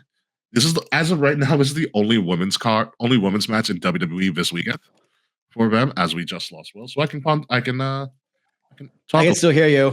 Oh, you're back. Okay, there we go. That's right. Welcome back, sir. I don't know. I just did a nuclear test. My internet's right where it should be. So fuck me, I guess. No, your video's better now. Yeah, it's because my internet's running at full speed. And just as I said that, it's not really going. But yeah, you're getting there. You'll be fine. I think, as I've been watching NXT, Stephanie Vaquer is too hot right now to have this title fall off of her. She is the face of the NXT. Hot isn't the right word for Stephanie Vaquer. I know. I'm aware. I'm aware. She's what, Chilean? She's Chilean, yes. I would not have guessed when I first saw her, but when she said it, I was like, yeah, please. Yeah, yeah, you are. You better be. Yeah, she just got released in the she's one of the new DLCs in WWE 2K25. She's part of the first wave of people.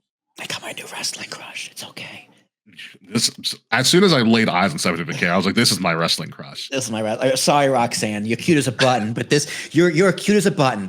I will say this: that's a woman. Dom Mysterio's gonna bag Roxanne in storyline, and it's gonna piss off Liv. And I can't wait, dude. Nothing's gonna make Dom a face more than ditching a blonde for a brunette. Dom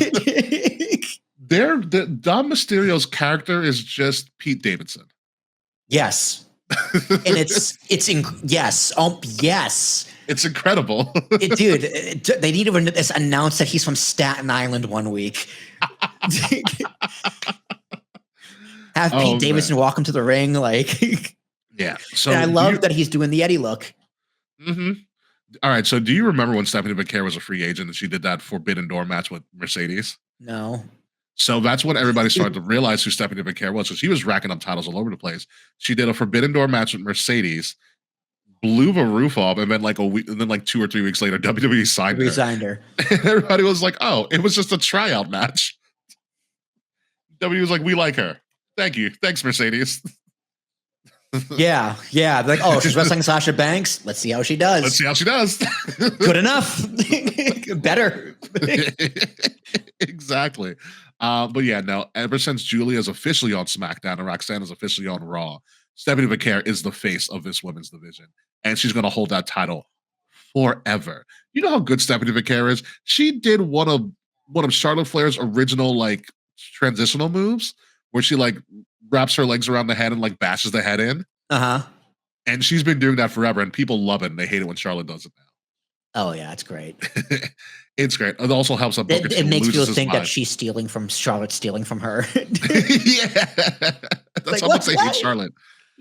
As much as I like Jordynne Grace, I don't think Jordynne Grace is winning this title. I think this match is going to be phenomenal. I think it's going to be real good. But I don't think Stephanie is. I don't think Stephanie's dropping this title. I mean, if she's the topic, but she showed up on Raw, no, or after Mania. She showed up on Raw after Mania with champion versus champion, EO versus Stephanie. Right. So it was only that was a one-off thing. It was a one-off, yeah. Okay, so yeah, she's got another year down in NXT then. Yeah, because they rushed Julia up in a year. She's gonna be interesting on SmackDown. The NXT women's division is so stacked, and these women coming up are gonna be so good. Yeah, I mean, look what they did. I mean, they slowly moved Roxanne up, but Roxanne, every time she was on a main roster show, she was doing phenomenal. I hope they don't fumble her. Her character, her wrestling's fine. Yeah, and her presence is fine. It's just booking. How are they going to book her? My concern for her is booking. You know what's crazy? Roxanne is only 23. Right, so that's also fine too. She's she's the youngest person on the roster. You know who else was 23 when she got called up? Sasha. Yeah. Yep. So if that's anything, it's a good omen for Roxanne. Yeah, she's got time. So time's on her side. So she's got a lot of time on her side. She can do a lot of stuff with it. And she's already in a triple threat with and she qualified for Money in the Bank. Her and Bliss are qualified. Throwing her with Dom is going to be hilarious. And I love Raquel's reaction. Yes. She's like, I know you. I know your type. No. You get away. They've started cursing each other out in Spanish on Twitter. It's great. I love it. I love it. God, give me more of that. Yeah, so you're going Stephanie officially? Yeah. No, Stephanie. She's my new wrestling crush. I have to. She's been my wrestling crush for over a year now. So this is going to come out of left field. This babyface looking chap right here next to the King Oba Femi is Myles Borne. Okay, Myles Borne. Let me explain. Myles Borne won a battle royal to be the #1 contender for the NXT World Title to face Oba Femi. This battle royal included people from different companies, including Hello, My Name is Elijah.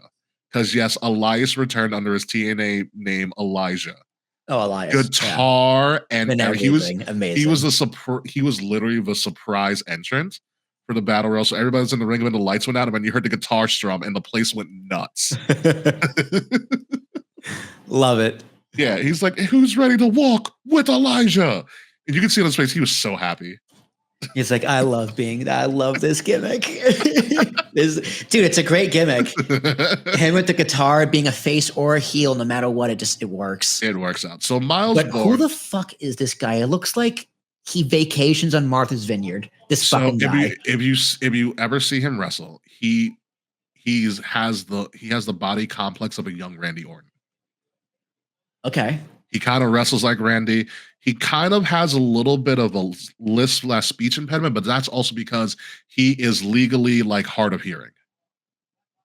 So he does have a little bit of a hearing disability, which he used in his promo where he goes like, "Oh wow, that's really cool." I think he has a good story. I just don't think he has a shot against Oba. Oba's going to destroy this kid. No, it's like this is his Make-A-Wish. Almost. I am going to break your heart a little bit.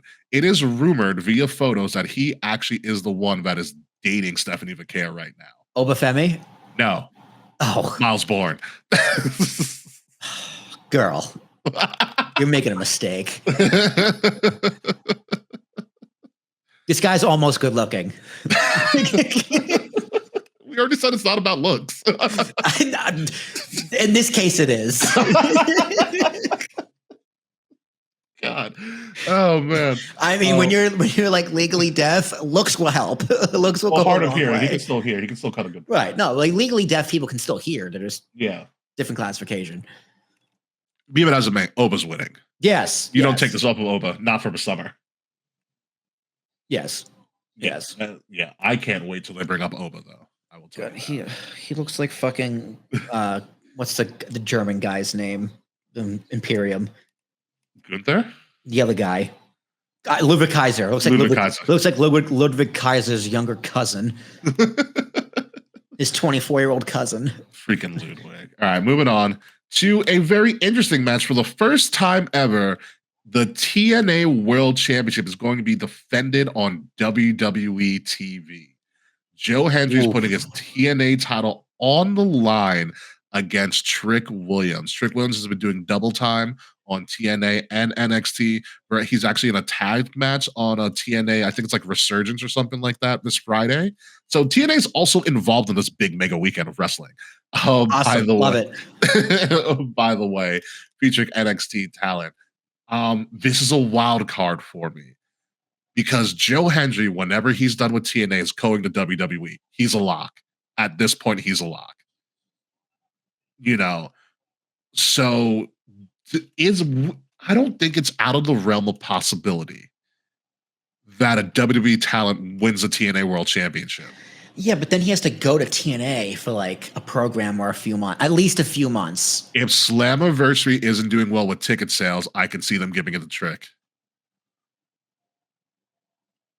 In New York? Yeah. That would work. I'm telling you. That would work. And then he wins it back. And he wins it back, yeah. And the WWE fans who are going there to see that go match, for Trick, yeah. They're going to go for Trick and then fall in love again. They're also going to go for Joe Hendry and then fall in love with Joe Hendry even more. Yeah. That's a really good idea, actually. You know, because like think of it this way: if Slammiversary is in like 2 months at this point, if they're looking at the numbers as of like this week, and they're like, we're not doing well, I can clearly see them calling WWE like, hey, we're not doing ticket sales good enough for this. What can we do to boost this? Yep. And they'll be like, put it on one of our stars and watch what happens. Yep. And it's just like, but the TNA's got to go. Trick Williams? Yeah. Yes. Perfect. Yeah. Like that's a lot of faith and confidence in both companies and Trick Williams. If that actually is the case, if that is the case. You know, with that being said, I don't know if we're going to pull that trigger. I'm playing it safe and going with Joe Hendry. I think it'll be close. I think it'll be real close. I think that's something you do down the line. Like this is the first time a TNA title is being defended on WWE property, product, whatever. WWE proper, but yes, in WWE proper. You have to put over TNA. Like you have to. Yeah. Because that's not a good part of the deal. That's what AEW would do, right? Yeah, that's what they did do. Remember when Kenny Omega had like all of her titles? Yeah, like you need to put over the company you want to put over. Mm-hmm. So, which actually goes to one of your old sayings when we were talking about AEW. Like when you're booking a show, think about WWE is what AEW should do, but they don't. Yes. Like WWE looks at AEW and says, "Oh, we'll do the opposite," and that's what happens. So if you're looking at it in that perspective, yeah, you would keep it on Joe Hendry. Yep. So that's what I would love to see that angle and that storyline. Just maybe a year from now, like next year's Slammiversary or whatever, with someone else. But we're gonna really start following TNA leading up to Slammiversary because they picked UBS for a reason. It's a pretty big arena. I know you've never been there. Will, it's a really fun arena. I'm excited to go because they had what, Long Island Railroad there. Long Island Railroad. Yep. Perfect. You'll be going from one way. I'll be coming in from the upper way. We'll meet at the train station. And you can walk from a train station to the arena, so it's not that bad. Yeah. But yeah, it's going to be interesting because I feel like there's going to be a heavy WWE influence at Slammiversary because it's Slammiversary. This could be the time Styles does a run. Yep. It's very easy to just have Styles do a run. God, I wonder if AJ wants to go back. Like, genuinely wants to go back to TNA. I mean, you're guaranteed to get the Hardys for a run there. I mean, Dixie Carter's not there, so probably. You know, we might actually see our friend AJ Francis wrestle. Oh boy, your friend. I didn't talk to the man. I didn't know what to say to him. I'm like, I have nothing to relate to you with. I didn't play college football. They did. I can't add to this conversation. I'm just going to read your contract, your termination letter. There's a way more interesting. So yeah, strong possibility. We're gonna be. I'm excited for Slammiversary, and like TNA, Indy Hartwell just showed up on TNA. Good for her. You know, that's a good spot for her. It's a good spot for her. Don't be surprised if other ex WWE talent shows up on TNA. It's gonna be TNA's in a really good position. God, and W's like, we didn't release you, we demoted you without telling you. Yeah, TNA is one good TV deal away from battling with AEW for that number 2 spot. dude. It's one TV deal away. God, Triple H just pulls Shawn into a meeting and goes, I got an idea. I need 5 years. But this is our Vince moment. All right. Like, this is our chance to crush our competition. Yeah. We're just gonna build a brand. We're gonna beat them with fucking TNA. And Shawn's just like, I love it. Yeah. I mean, there's also the possibility that NXT Europe is coming back sooner rather than later as well. So that's smart. You know, that whole scandal unfortunately buried that organization. So you got to take a few years, clean it up, and get back, and then try again. Because Triple H wanted to make the whole wrestling right. Because he's gonna want like NXT, India, NXT sites, Asia, whatever. I think he's gonna do Asia. Yeah, Mexico, I think was one of them as well. For him, so it is going to be an interesting time. As Will freezes, he'll be back very, very soon. But I think we're both going with Joe Hendry here. Moving on to the final match that we are picking for this event. As we know, like I said, NXT will probably add maybe one more match. There's 4 matches right now, or they may not. Who knows? It's going to be an added segment. Here comes Will back again. Yeah, I'm popping in and out. I'm here. You're fine. You're still here. You can still hear me. 3-0 Yankees. Very good. Very good. Tony D, who was betrayed by his right hand man Stacks at the last NXT PLE, they're going to battle each other. This has been a very intriguing storyline. So there's a hole within the family. So Channing Stacks Lorenzo versus Will's ex-favorite NXT person, Tony D, in a match. No stakes on the line, just pride and why did Stacks betray Tony D? I think someone might turn on Tony D. Or someone may not. That's the one bonus question. Does somebody turn on Tony D that's still in the family? Huge potential for that to happen. With that being said, if we're trying to make Stacks an actual player outside of his thing, I think Stacks beats Tony D in this. Interesting. Yeah, I think, listen, Tony D has been around NXT for a very long time, you know, and it is either with Tony D, he's got to either like shit or get off the pot. He's got to. You know, so if this is the way to bring Tony D out, or maybe even do a character change, because like Tony D's character as like this mafioso boss is very, very character Vince McMahon. You know, it's a very and I don't know how much of a lifespan that'll have on the main roster without a lot of help. You know, so like, what do you do with Tony after the whole, you know, family thing is done? Like, how does he progress? So I think you have to. Yeah, that's the problem. I think the super gimmick like that. It can only go so far. Yeah, and I'm worried for him. Do you think they repackage him and call him up? Potentially, it could happen because you can't repackage him to the NXT audience because they know him as Tony D. But the main event main roster doesn't necessarily know him at all. You know, you don't repackage him like they try to do LA Knight. You can repackage him like you can still keep the backstory that he used to be part of the family, and then he got kicked out of the family, and now he's this new person. I think that's where you can start if he does lose the Stacks, which I think he does lose the Stacks. I'm gonna say he beats Stacks. That's also a possibility as well. Dude, I don't like this Stacks character. He has like a 12-year-old's haircut on a 40-year-old man's face. Yeah, he's like a one on the side. It's very it's like if Justin Timberlake had muscles. Yeah.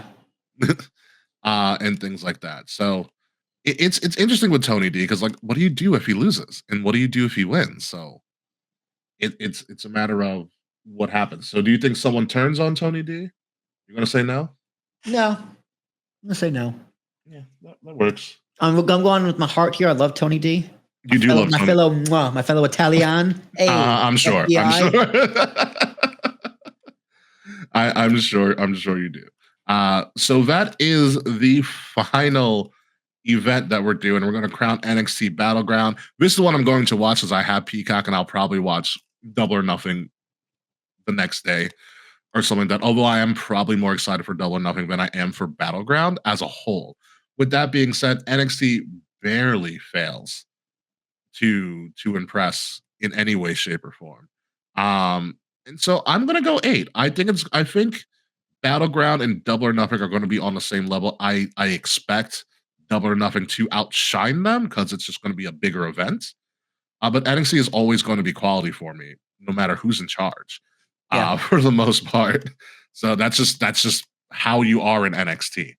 Yeah, it sounds like a strong card. Yeah, NXT is something I want to watch. I can't find the time. We also just do it. We do it while NXT is going on currently. Yeah. I'm fine watching the replay. Like I love watching Raw on like Tuesday night, Monday night, Tuesday morning, Tuesday afternoon when I get home from work. Mm-hmm. It's just I like it. I use a VPN so I can watch the Yankees. So I'm just like, fuck it. Let me just use Canada Netflix so I can watch SmackDown. That works. And it's great. Yeah. it's great. I love it. It's great. That works. I can watch AEW, but it's just like I'd rather watch YouTube and whatever I watch on YouTube than AEW. I watch more YouTube than anything. Me too. Discord for NXT, anyone. Maybe. And Fretz is also going with a solid 8 for Battleground. I totally get that. Yeah, I agree. Solid 8. That's what I'm going. Solid 8. It's a solid. I did promise you guys that we would go through and talk about the prediction results. So this is going to be a big prediction weekend for all of us. So after Backlash, the updated standings are: Will, you are still in first place with 43 points. Slage and K in second with 41 points. And third place, myself, with 39 points. So there's only a 4-point gap between anybody's game. And going into the summer, there's going to be a lot of chances for I know for either do really well or bomb. Do you have last year's scores on hand? Yes, I do. What was the highest? Did anyone get over 100? I want to say yes, but let me. I can check right now. I'm going to pull it up because I do keep a tally. As it's loading up, very very soon. I think it's loading up. It will. Now whose internet sucks? At least my video hasn't gone out. Yeah. That's true. What's your score to the Yankees, by the way? 3-0. Top 7, 1 out. Ooh, okay. Will Warren, 6 innings, 3 hits, 10 Ks, no runs. Jesus. Will Warren, dude, this is the guy I saw watching in spring training. This kid is legit. He can be legit. He's had 3 or 4 really, really good starts in a row. Mm-hmm. So he's in a really good rhythm right now. I know it's taking forever a little, but I'll get back to you on what our scores were, probably in our Discord or something like that. With that being said, it is a huge weekend for wrestling, and the Headache Brothers are probably going to start to get out of here, or at least go into the post show in a little bit. But any final words on this weekend? No, I'm going to keep them short because I might not know how many I have left before my internet kicks out.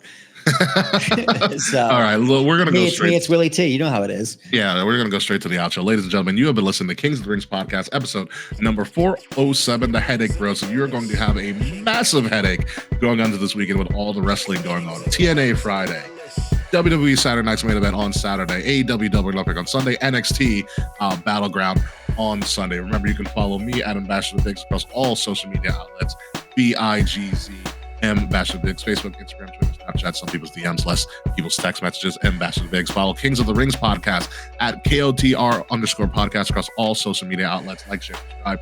Leave us a 5-star review. Leave some comments in our videos, please. We like to discuss and talk with people. I mean, I like to discuss and talk with people because Will doesn't do any social media.